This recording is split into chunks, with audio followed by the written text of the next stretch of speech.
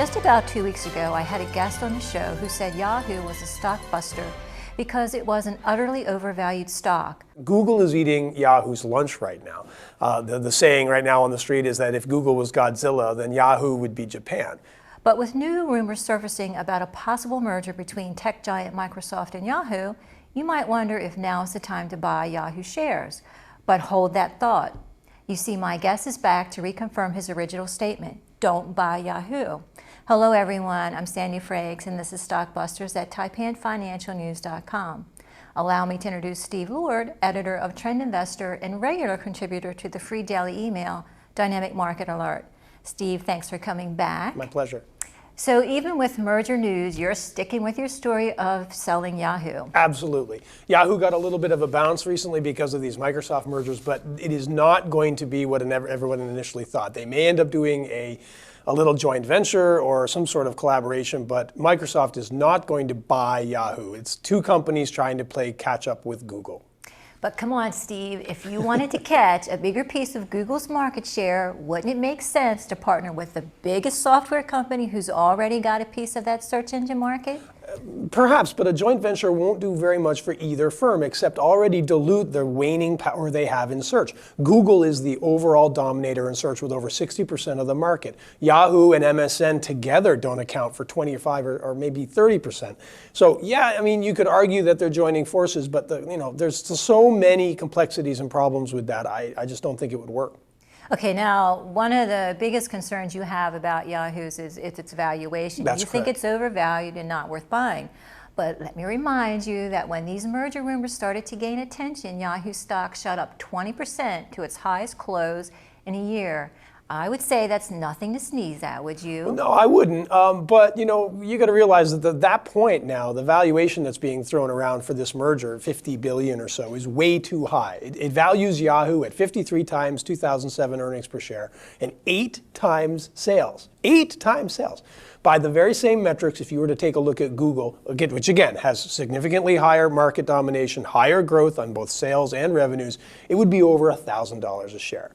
Bottom line, Yahoo is more of a short today than it was when I detailed it last time. The other thing, too, is remember that an awful lot of people were short Yahoo going into that announcement. So a good portion of that bump that we saw based on the Microsoft news was really short covering. It wasn't buying the stock because of its wonderful future. It was being concerned that Microsoft thing was going to scare out an awful lot of people.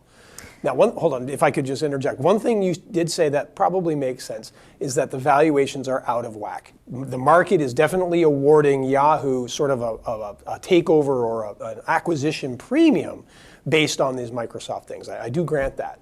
Okay, and I can see that the valuation on Yahoo is crazy and ridiculously high. But let's get off this subject altogether and get on to the next stockbuster. Who are you trashing this week? Amazon.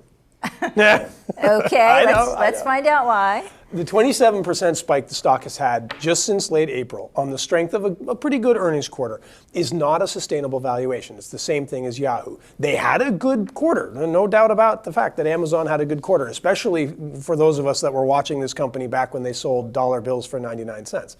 But the move discounted every penny of growth that this company is going to be booking for probably the next 6 to 8 quarters. All right, well, let me draw your attention to an article I read in the New York Times that mentioned investors were optimistic about Amazon, particularly with the company's emphasis on increasing sales over profit. That's what gave the stock its lift. So are you suggesting that these hundreds, even millions of investors are wrong about Amazon, Steve? Yeah, actually. Being successful in the market over a long period of time means being somewhere where the crowd is not yet. The fact that millions of people are thinking Amazon is a good buy at this point actually just solidifies my opinion. Aside from the April surge, Amazon hasn't participated in this, the record-setting rally we've had on Wall Street for the last couple of weeks. Only in an environment where stocks are awarded very high PE multiples, on a continuing basis, in other words, ever higher valuation for the same dollar of earnings, would Amazon be able to really advance strongly from here. As we've seen from last quarter's earnings season, companies are meeting estimates, but they're doing so after already seeing these estimates trimmed significantly from maybe January or February's timeframe. This is keeping earnings growth overall into the mid-single digits, and that in and of itself implies that this sort of valuation expansion whereby, again, the same dollar of earnings last year is awarded a higher valuation this year, is not going to be taking place.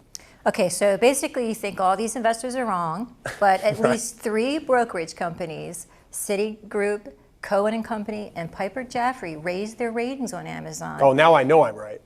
Wait, and then an analyst from Stifel Nicholas wrote, "The quarter was nothing short of impressive, and we believe the results go far in validating our thesis, which is that Amazon is creating the most dominant e-commerce franchise in the world." I think this analyst is right, Steve. Okay. I think you and a bunch of other Wall Street analysts aren't looking at the long-term potential Amazon offers. Would you agree that their franchise is sustainable? At least give me that. I do agree. They're sustainable. Their franchise is sustainable, but that doesn't mean they're going to make enough money to validate the valuation. Again, I'm not saying Amazon is not a good company. I'm saying Amazon's valuation cannot be supported by its growth. The company's trading for 108 times trailing earnings per share, 58 times 2007 earnings per share estimates of $1 to $1.10 per share, and a price to earnings growth ratio of 2.6. It's by far the most highly valued e-commerce company on the planet.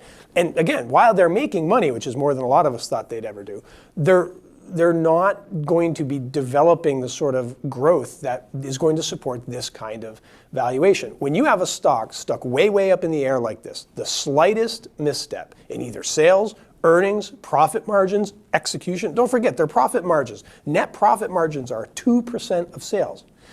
Any sort of misstep will pummel this stock. Remember the old saying, when a stock is priced to perfection, Wall Street, or the investing world, is usually being too optimistic. Remember Warren Buffett's old saying is if you have a stock that is priced to a point of utter perfection, you have to assume something is going to go wrong, because something always does. Okay, that makes sense. And since we've been talking about numbers now, I know that typically you're an avid fan of fundamentals when you recommend your stocks. But I know that you also use technicals too, and what do you see when you use those on Amazon? From a technical perspective, Amazon is what we would call overextended. It's had an enormously straight up sort of formation on its chart, what we would call a flagpole. Flagpoles typically retrace at least 50%. Even with everything running wonderfully, it retraces at least 50% of that move. So it has a lot of downside from here. Okay, let's just stop for 1 second here and just explain to our viewers what a flagpole is, just for those who aren't familiar. Okay, when we see a sharp move up in any one direction, we usually call it a pole. If it's going upward, it's called a flagpole, for the obvious reasons of the stock chart going along like this and then having one straight up shot. And these are the sort of things that are created when a stock is going to get bought out, like Yahoo was, we were talking about earlier, goes up 5, 6, 7, or even 20% a day, or in one day. It creates this massive spike in the chart. Typically, anybody who's been sitting on that stock for a long time says, "Hey, thank you very much," and sells it, which gives the flagpole formation a bearish connotation, because over the next couple of weeks, almost always, these sort of stocks end up dribbling back down again. Okay, so you see a flagpole that signals a bearish for Amazon, plus you don't like the valuation. Right. So I'm just going to assume here you're not going to budge from your position. I'm not. I wouldn't buy it today on a bet. Okay. Well, it's always a pleasure to have you here. Thank you. And hopefully you'll be back again, and we'll see how Amazon turns out. We'll see.